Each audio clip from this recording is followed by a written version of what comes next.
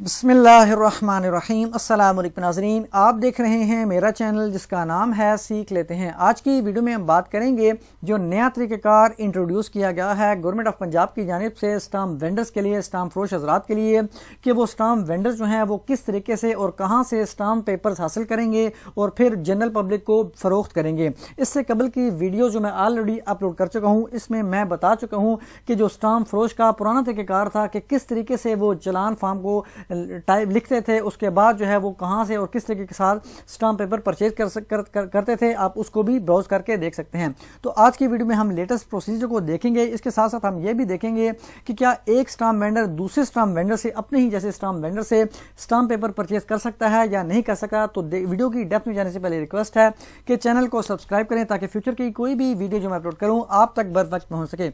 इसके साथ साथ किसी भी व्यूअर ने कोई भी सर्विसेज लेनी है, वो वीज़ा रिलेटेड मैटर है, वो ट्रांसलेशन सर्विसेज है या लीगल ड्राफ्टिंग है, तो गिवन नंबर 0303582997 पर व्हाट्सएप कर सकता है। मेन टॉपिक की तरफ चलते हैं। दी पंजाब स्टैंप रूल्स 1934 के हमें रूल पढ़ना पड़ेगा 28(1) को और 28(3) को। तो यहाँ पे देख सकते हैं 28(1) में क्या बताया गया है कि जो वेंडर है, अब ये वेंडर कौन है, जो स्टाम्प फरोश है, जो वेंडर है वो ऑब्टेन करेगा सप्लाईज ऑफ स्टाम्प पेपर, यानी स्टाम्प पेपर परचेज करेगा कहाँ से। ओनली का वर्ड यूज हुआ है कि सिर्फ और सिर्फ वो ट्रेजरी से करेगा, ट्रेजरी खजाने से करेगा, डिस्ट्रिक्ट अकाउंट ऑफिस से करेगा या फिर सब ट्रेजरी से करेगा डिस्ट्रिक्ट के।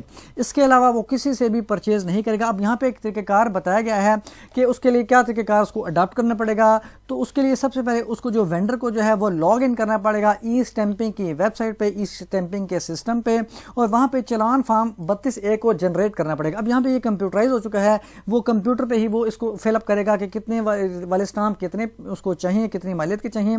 जबकि कबल जो एक तरीक़ाकार अडॉप्ट किया जाता था उस वक्त आपको मैनुअल लिखना पड़ता था कि आपको कितनी मालियत के और कितने स्टाम्प पेपर चाहिए।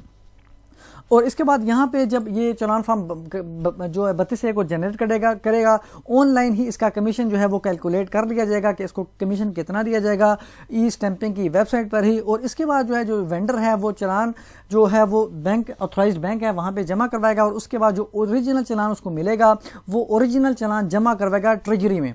अब ट्रेजरी जो ऑफिस है उसका जो अमला है वो इंटर करेगा डिनोमिनेशन के कितने स्टाम्प के मालिक जो है उसको चाहिए स्टैम्प वेंडर को, और उसके बाद अवेलेबल स्टॉक के मुताबिक जो है वो इशू कर देगा स्टैम्प वेंडर को। अब यहाँ पे जो 28(3) है इसका रूल ये क्या बताता है, ऊपर तो हमें बता दें कि वो सिंपल ट्रेजरी से ही वो वसूल करेगा, स्टैम्प वेंडर परचेज करेगा।